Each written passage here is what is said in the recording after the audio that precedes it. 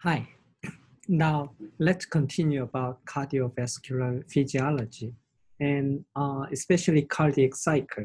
The sequence of events that define this cardiac cycle, and the role is to generate pressure which is onto the aorta, which is enough to produce a driving force for blood flow throughout our body. So let's consider cardiac cycle first. What is cardiac cycle? Which is let's take a look first.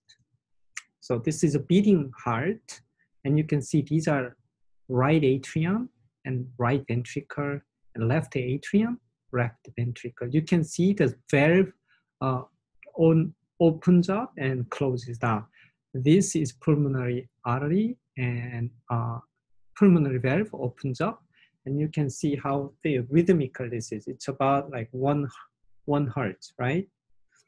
And so we can consider a two phase of the heart. First, these ventricles are actually pumping, okay? This pumping, its a phase is one, and then filling with the blood onto this chamber, that's a filling phase. So this pumping requires these cardiac muscle to contract, and that we call systole. And then the filling with the blood, which requires the cardiac muscle to relax, and that we call diastole.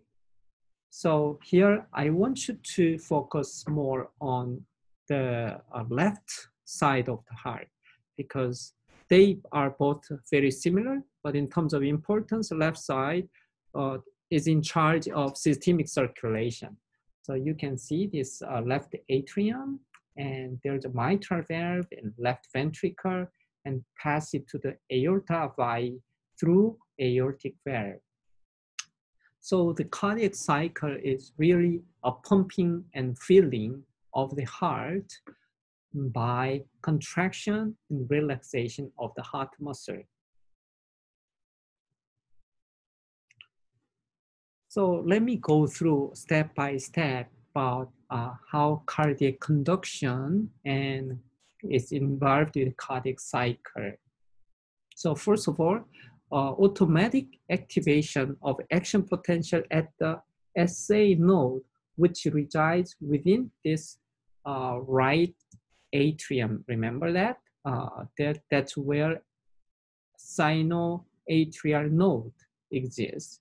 And that spreads through both atria first, because the atria has to contract first before filling to ventricle, and for ventricle to contract. So two small atria contract as a single unit, so that we call atrial systole. And the role of atria is only sending the blood to the next room of ventricle, so it doesn't require too much of a pressure. So the wall thickness is pretty thin. And because atria make sure to contract before the systole to contract, so it's good to have a delay in time. So that we call AV, atrioventricular nodal delay. And that allows the atria and the ventricles go through separate cycles of systole and diastole.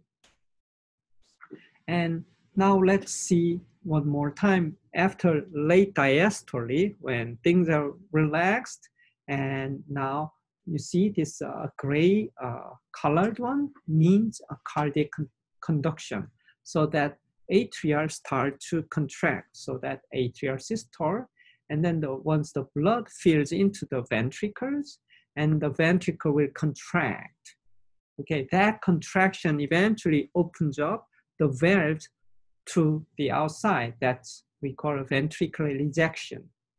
And that after the ejection, it will relax back. So that ventricular relaxation. So that contraction of the left ventricle, we call it isovolumetric ventricular contraction. And why do we call this as isovolumetric? Meaning that the volume doesn't change.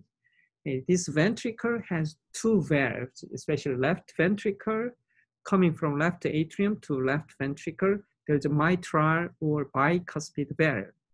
And the left ventricle to the aorta, there's an aortic valve. So when two valves are closed, the volume won't change because it's a liquid. So that's why we call isovolumetric ventricular contraction, which means both aorta or aortic and mitral valves are closed. And when it contracts, the pressure builds up. Eventually, it causes the aortic valve to open and ejecting blood into the elastic aorta. The aorta, as being elastic, means it keeps the pressure to transmit that pressure through systemic circulation and initiating blood to the rest of the body.